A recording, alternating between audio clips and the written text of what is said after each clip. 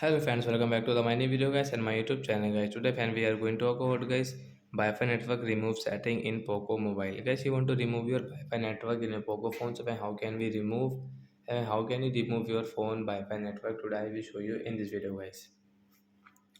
So before starting video fan, first of all go and subscribe the channel guys.